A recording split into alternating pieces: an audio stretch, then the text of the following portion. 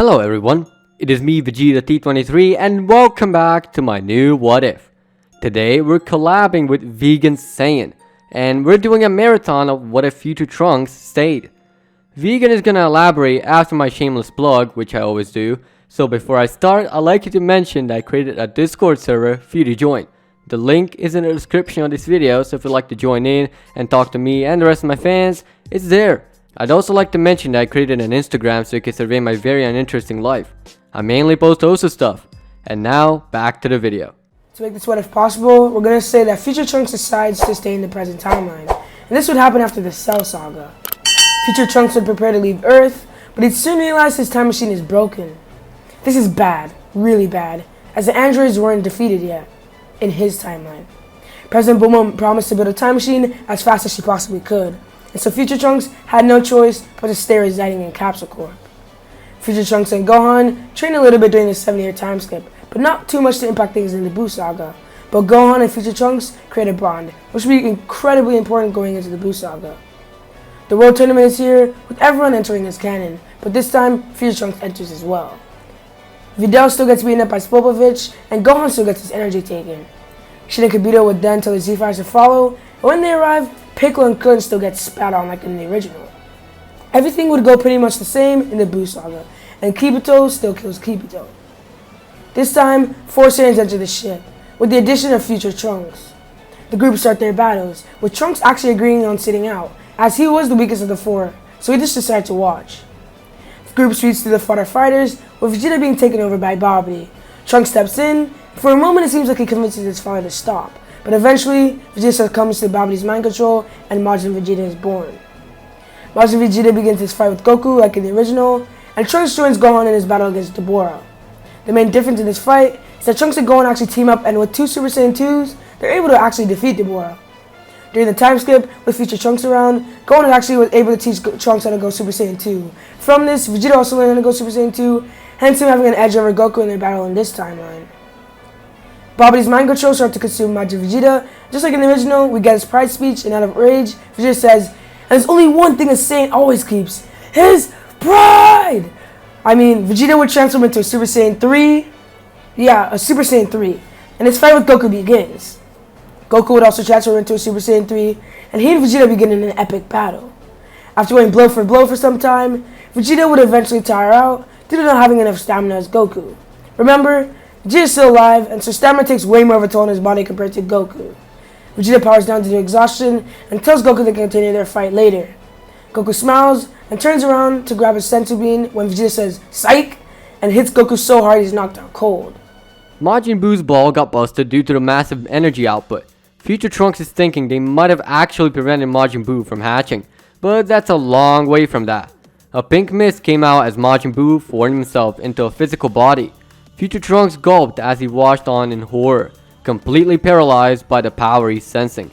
Buu, of course, went to play with his new enemies. Gohan got angry and decided to blindly attack Buu, with future Vegeta trying to get through to him, to no effect. Gohan tried everything in his power to do at least a little bit of damage to Buu, with Future Trunks joining in. They mostly did a big nothing. Buu went ahead and kicked their asses into the next week and began his rampage. Gohan was laying flat on the ground with internal bleeding, and Future Trunks was in a mountain, barely clinging to life. Kibito Kai, who is injured himself, took Kaioshin and both Saiyans, then teleported them all to the sacred world of the Kais. Vegeta, after he's knocked Goku out, takes Goku's senzu and goes to Buu, now with replenished energy and a lot of pride that he finally surpassed Goku. At the sight, Vegeta immediately goes Super Saiyan 3 and continues his rampage on Buu. Vegeta tried every single trick in the book to try and defeat Buu. He knew he had limited time before his Super Saiyan 3 went down, so he asked Piccolo about him getting his body in the afterlife. After he got an unsatisfactory answer, he began his final atonement, this time as a Super Saiyan 3 instead of Super Saiyan 2, like in canon. It was much more violent as he had the potential to destroy anything and everything. With that, Vegeta proceeds to release his energy inwards, outwards, and upwards, destroying most of the field that they were on, and, most importantly, Buu.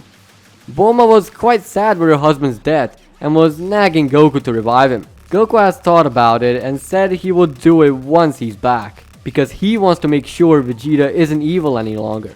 Kashin contacted the squad through telepathy and told them all that Gohan and Future Trunks are with them, training with the legendary item called a Z-Sword. Just then, Kashin cuts out unexpectedly. In the Kashin realm, Future Trunks somehow managed to break the Z-Sword and release the old Kai. The old Kai was grateful to the two for breaking him out, as the two Saiyans looked at each other weirdly. The old Kai suggests unlocking their latent abilities as a prize. On Earth, Goku is departing as his time has run out due to the usage of Super Saiyan 3, and he immediately went to check on Vegeta. Vegeta actually kept his body, as in hell. Goku saw Vegeta was back to his old self and was grateful. He then pulled Vegeta along to King Kai's world and used Kaio's telepathy to tell everyone Vegeta is back to himself. With that, Shenron was summoned, and instead of wishing only Vegeta back, they decided to wish Goku back to life too. So after dealing with that, Gohan and Future Trunks also returned, both with a great power increase. They both had the mystic power thanks to the old Kai. With that done, Vegan, take over. All is well after the defeat of Majin Buu. Everyone is celebrating Bulma's birthday party, and a certain destroyer wakes up from a nap. Yeah, Beerus has awakened, and he's actually looking for a Super Saiyan God. Whis tells him that he knows about a few Saiyans who are residing on Earth. And so Beerus and Whis arrive at the party, with them actually having a nice time there. Remember, Vegeta killed Buu, and Buu never gets reincarnated as well. So there's no Buu in this timeline. Beerus never rages, and is able to eat all the pudding he wants. After a few hours of enjoying the delicacies that Earth has to offer, Beerus gets impatient and asks the group of the Super Saiyan God. Of course, nobody knows what this is, and Shenron is summoned like in the original. The group asks Shenron, and so the ritual is performed. Vegeta doesn't even have to reveal her pregnancy. Future Trunks is hearing this what if. But who's the one to get the power of a Super Saiyan God?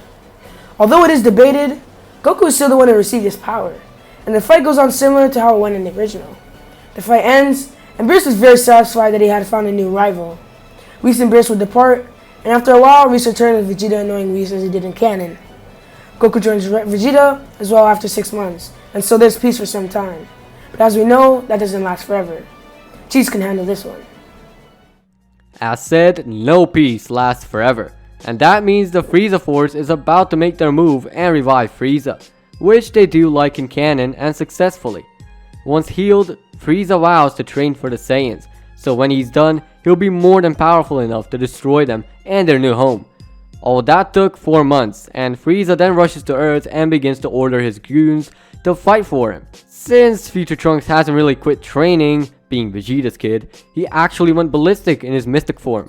Trunks managed to deal quite a good bit of damage, and along with Gohan, managed to hold Frieza in place. But not for long, as Frieza went straight to his final form and began bonking everyone left and right. Bulma finally reached Whis and told the events that are currently ongoing. So from there, Goku and Vegeta traveled to Earth via instant transmission. Once there, they began the fight with Frieza, with Goku going first. Goku went to town getting a baseline of Frieza's so he can gauge his power. After a short skirmish, Frieza asked about Goku using his full power, knowing he has an ace in the sleeve of his own. Goku then went to his new Super Saiyan Blue, impressing Frieza. Then, Frieza displayed the fruits of his own training, which is his golden form. The events went similarly to canon, with Vegeta taking his turn and Frieza destroying Earth. Whis and the others were in space, watching the ruins as Whis mentioned his temporal do-over ability thing, using it as well. Goku then Kamehamehas Frieza back to his flower garden. Alright, Regan, take the mic. Goku and Vegeta end up returning to Beerus' planet. When they are sparring with each other, Champa and Vados appear like in the original, and Levi's 2 tournament is underway. Goku needs to find 4 fighters, and of course Vegeta joins. Future Trunks also joins, as he's still keeping up with his training. After Gohan saw how much stronger Future Trunks was compared to him, he decides to start training again. Not as much as Trunks does, but he still manages to train a lot. Gohan joins the tournament as well, and the last fighter is now Magoku Hanaka. The group does train, and this time, all the Saiyans decide to go in together. Instead of Goku and Vegeta going in alone for 3 years, Gohan and Trunks join them, and the group end up training for 1.5 years. During their training, Gohan and Trunks are actually able to access God Ki, and this will be very important in the future. The group heads to the unnamed planet and pick up a Monaka on the way. The tournament now begins, And the first battle is between Botama and Gohan. Gohan and Botama have a good battle, but Botama is defeated when Gohan realizes he can throw him out. Gohan powers up to his ultimate form and easily defeats Botama. Next is Frost, and after Gohan is able to force Frost into his final form, Frost ends up poisoning Gohan. Next is Trunks against Frost, and although Frost wins, he ends up getting disqualified for cheating. This means Gohan and Trunks are able to come back, and so Gohan begins to fight Vegeta. Gohan begins to fight Vegeta, and after a few minutes, Gohan actually realizes that the no attacks work on him. Gohan is then knocked out by Vegeta, and so is Trunks' turn against Vegeta. Trunks starts losing as well, and Vegeta starts to berate his son. How could you be losing to such a weakling? Trunks notices that when Vegeta was insulting him, Vegeta seemed to flinch every time. So Trunks started to insult Vegeta, and he eventually won the battle. This was not really in future Trunks' character, but I would say he's able to discover it after Vegeta would send some harsh words at him. Next is Trunks up against Kaba, and this fight goes similar to the way it went in the original. Trunks ends up teaching him Super Saiyan in the same way Vegeta was able to in the original. Now all that was left for Universe 6 was Hit. Trunks began to fight Hit, and he powered up to Ultimate and began fighting him. Trunks was quickly overpowered, and knew he had to do something. Trunks decided to go Super Saiyan God, and he started to fight Hit. He even tried combining his Ultimate form on top of it. He was actually able to push Hit to his limit. Trunks was still knocked out, but now the Z Fighters knew about Hit's abilities. It was now Vegeta's turn against Hit, and the battle went similar to the original. Hit still knocks Vegeta out, maybe because he didn't have any techniques to combine his power like the others did. Near 7 was looking bad, as he now had 2 fighters left. Goku powers up to Super Saiyan Blue. He began to fight Hit, and when he realized Hit was stronger, he decides to power up to Super Saiyan Blue Kaioken. Although Goku doesn't get as much training as he did in the original, Goku yelled and used Kaioken times 5.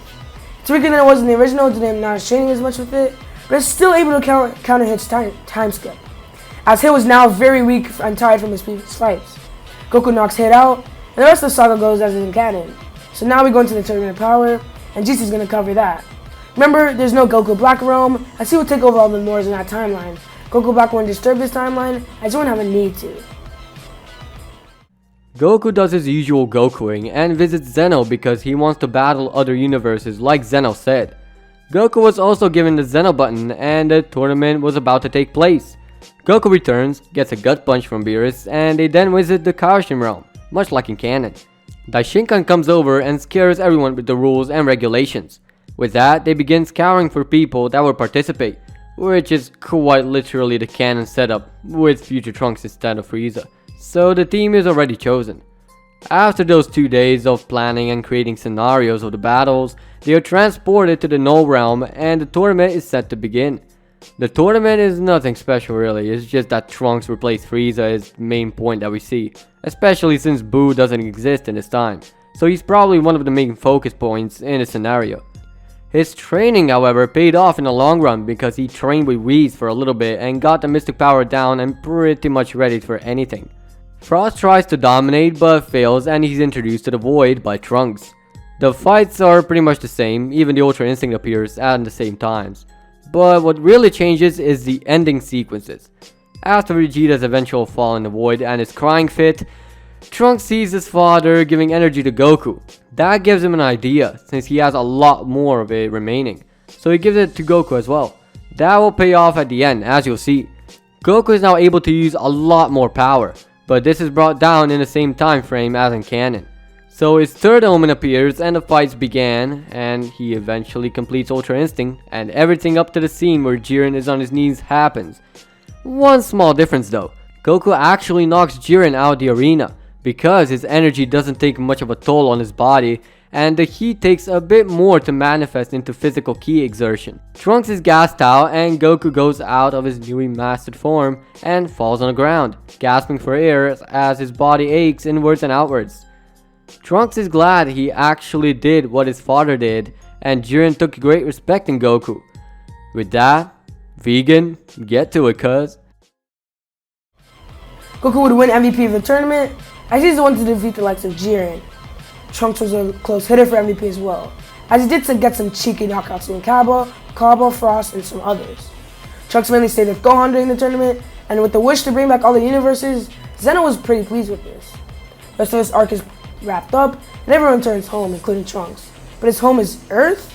Well, no, Trunks actually goes back to the future, as Bulma actually manages to make a time machine with enough fuel for a round trip there and back.